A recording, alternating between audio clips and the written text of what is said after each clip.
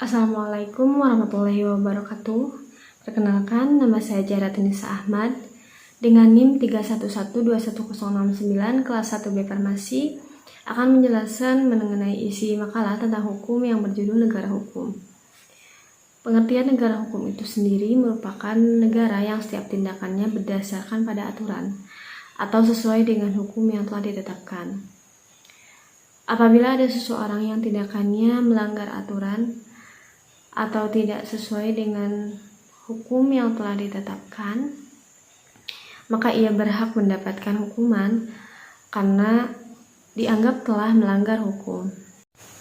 Negara hukum sendiri dikenal sejak abad ke-20, khususnya di negara Indonesia. Meskipun pada saat itu, konsepsi negara hukum di Indonesia masih berdasarkan hukum kebiasaan, yaitu hukum adat kenegaraan yang tidak dituliskan dalam satu naskah konstitusi seperti sekarang ini. Contohnya Keprabuan Singasari, Majapahit, Sriwijaya, Kutai, dan Kasusuhunan atau Kesultanan. Kesemuanya itu merupakan negara hukum. Akan tetapi, konsep dari negara hukum teruslah berkembang dengan istilah keadaan yang ada. Konsep dari negara hukum ini juga mengalami banyak perubahan sehingga para ahli dan pakar terdorong untuk berpendapat mengenai konsep dari negara hukum itu. Di antaranya, pakar yang berpendapat mengenai hukum tersebut adalah Aristoteles. Ia mengungkapkan bahwa negara hukum adalah negara yang berdiri di atas hukum yang menjamin keadilan kepada warga negaranya. Plato juga mengemukakan dalam bukunya bahwa penyelenggaraan negara yang baik ialah yang didasarkan pada pengaturan hukum yang baik pula. Dalam filosofinya, baik Plato ataupun Aristoteles, keduanya menyinggung angan-angan bahwa konsep negara hukum memiliki suatu cita-cita, yaitu cita-cita untuk mengejar kebenaran, cita-cita untuk mengejar kesusilaan, cita-cita untuk mengejar keindahan, dan cita-cita untuk mengejar keadilan. Secara historis, ada dua istilah yang terkait dengan konsep negara hukum. Yang pertama, Rechtsstaat, dan yang kedua, the rule of law. Konsep Rechtsstaat bertumbuh pada sistem hukum civil law, yaitu sistem hukum Romawi Jerman dengan latar belakang kelahirannya perjuangan untuk menentang absolutisme kekuasaan. Sedangkan konsep the rule of law bertumpu pada sistem hukum common law yang menekankan pada proses pemutusan perkara di pengadilan secara bebas dampak, pengaruh, dan tekanan dari pihak manapun. Tipe negara hukum di sini diuraikan dalam 3 macam. Yang pertama, tipe negara hukum liberal. Yang kedua, tipe negara hukum formil. Dan yang ketiga, tipe hukum negara material. Negara hukum yang bertopang pada sistem demokrasi dapat disebut sebagai negara hukum demokratis, karena di dalamnya mengakomodasikan prinsip-prinsip negara hukum dan prinsip-prinsip demokrasi.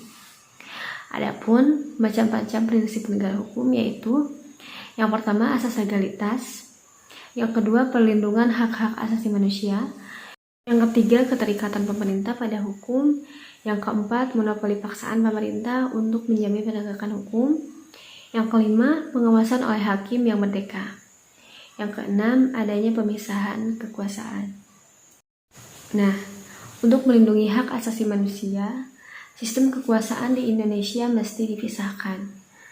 Di negara Republik Indonesia, dalam Undang-Undang Dasar Negara Republik Indonesia tahun 1945, sistem kekuasaan dibagi menjadi 3 cabang, yaitu eksekutif, artinya kekuasaan untuk menyelenggarakan pemerintahan, yang terdiri dari presiden, wakil presiden, kementerian-kementerian negara, serta pemerintah daerah.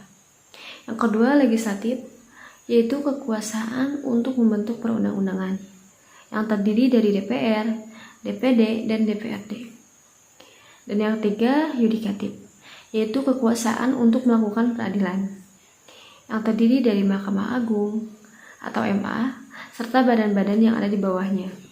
Contohnya, peradilan umum, peradilan agama, peradilan tata usaha negara, peradilan militer, serta Mahkamah Konstitusi atau MK. Apabila dikatakan bahwa sistem hukum itu tumbuh, maka yang diartikan adalah hubungan yang terus-menerus antara sistem yang sekarang dengan yang lalu. Apalagi dapat diterima bahwa hukum sekarang berasal dari yang sebelumnya atau berasal dari hukum pada masa-masa lampau. Dalam perkembangannya, teori asal mula negara dibagi menjadi dua model negara, yaitu negara dengan nuansa kekuasaan absolut dan negara hukum. Munculnya ide negara hukum ini merupakan hasil dari pergulatan pemikiran yang panjang, bahkan berabad-abad, tentang negara dan hukum, terutama berkaitan dengan persoalan hakikat, asal mula, serta tujuan negara.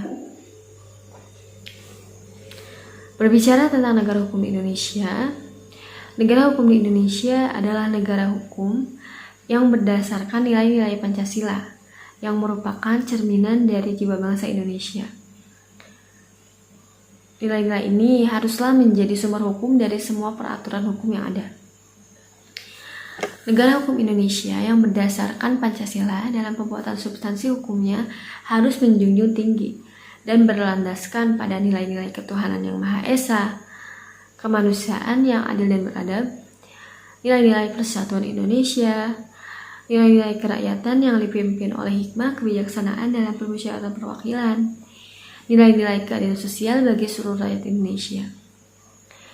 Selain nilai-nilai Pancasila tersebut yang mengindikasikan suatu ciri negara hukum, prinsip negara hukum di Indonesia juga dapat dilihat dalam pembukaan Undang-Undang Dasar 1945, batang tubuh, pasal-pasal non-HAM, dan penjelasan Undang-Undang Dasar 1945 dengan rincian. Yang pertama, pembukaan Undang-Undang Dasar 1945 memuat dalam alinea pertama kata pri keadilan, dan dalam alinea kedua kata adil, serta dalam alinea keempat perkataan keadilan sosial dan kemanusiaan yang adil.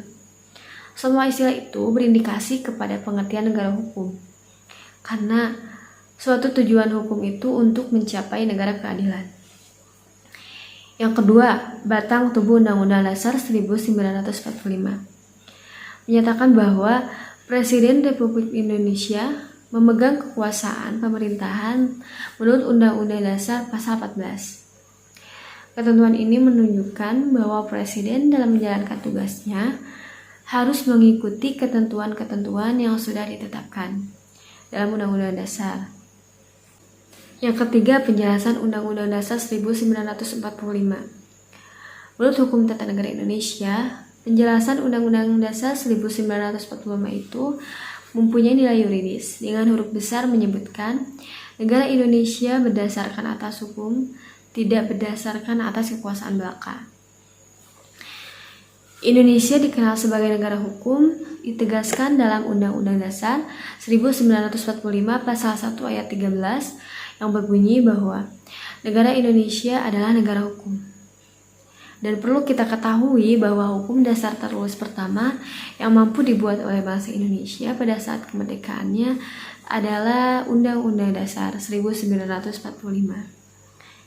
Konstitusi yang dibuat tersebut menjadi suatu landasan ideal dalam menjalankan roda pemerintahan. Dan sebagai negara hukum ini, Indonesia menempatkan hukum pada posisi tertinggi, sehingga kekuasaan harus tunduk pada hukum, bukan malah hukum yang tunduk pada kekuasaan. Karena hukum ini harus menjadi tujuan untuk melindungi kepentingan rakyat. Jadi, kedudukan penguasa dengan kedudukan rakyat di mata hukum adalah sama.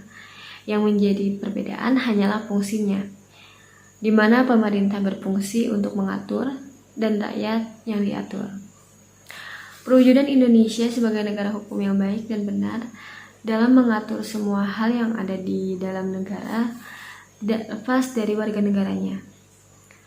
Dengan adanya warga negara yang patuh serta menjalani hukum yang berlaku dengan taat, maka akan membuat negara Indonesia semakin menjadi negara yang seharusnya. Karena hukum merupakan tatanan atau kaidah yang harus dijunjung tinggi oleh rakyat di dalam sebuah negara. Setiap warga negara harus menyadari bahwa Indonesia adalah negara yang berdasarkan hukum, bukan berdasarkan kekuasaan. Sehingga semua yang dilakukan di dalam berbangsa dan negara ini harus dilaksanakan berdasarkan hukum dan perundang-undangan yang berlaku. Sekian presentasi dari saya, mohon maaf apabila banyak kekurangan. Wallahul muwaffiq ila aqwamit thoriq. Wassalamualaikum warahmatullahi wabarakatuh.